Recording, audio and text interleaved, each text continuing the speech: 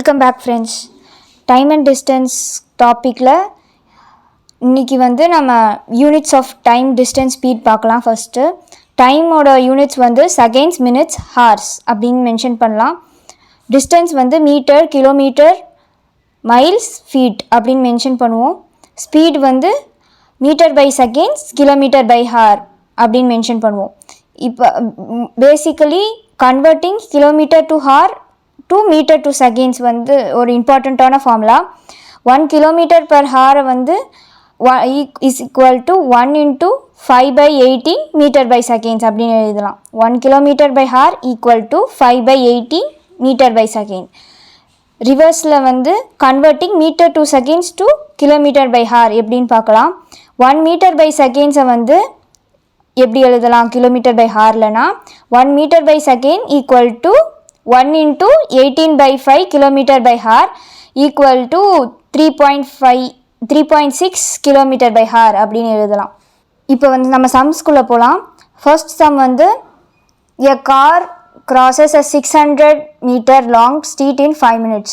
What is his speed in kilometer by hour அப்படிங்கிற question. Car 600 metre டிஸ்டன்ஸை 5 மினிட்ஸில் travel பண்ணியிருக்கு.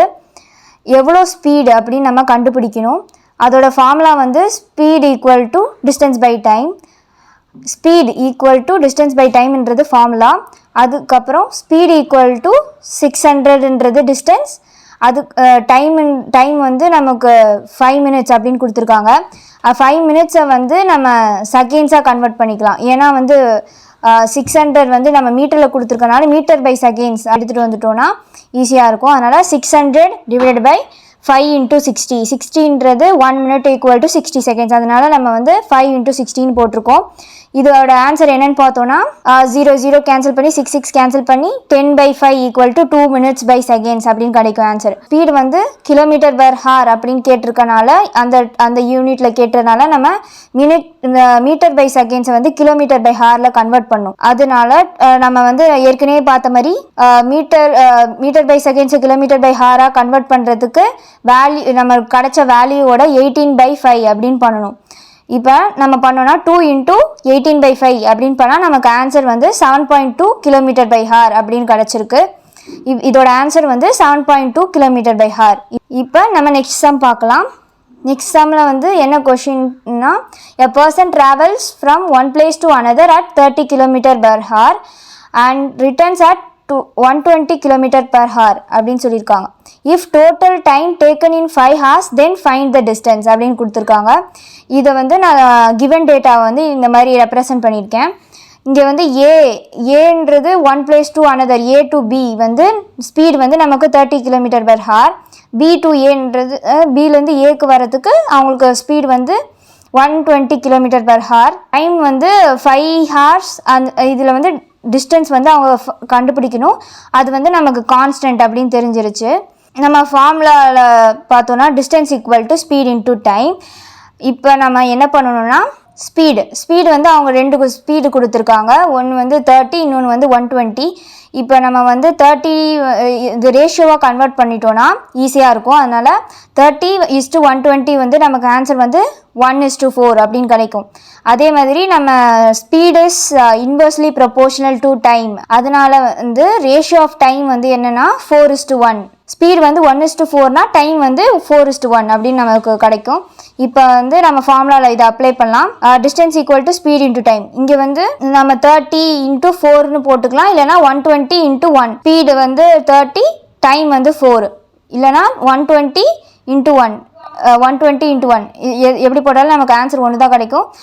இதோட answer distance equal to 120 kilometre அப்படின்னு நமக்கு கிடைக்கும். ரேஷியோவில் போட்டால் இந்த மாதிரி சம்ஸ்லாம் இப்போ ஏதாவது கான்ஸ்டண்ட்டான டிஸ்டன்ஸ் கான்ஸ்டண்ட்டாக கொடுத்தனால நம்ம இந்த மாதிரி ரேஷியோ மெத்தடில் போட்டோன்னா நமக்கு ஆன்சர் ஈஸியாக கிடைச்சிரும்.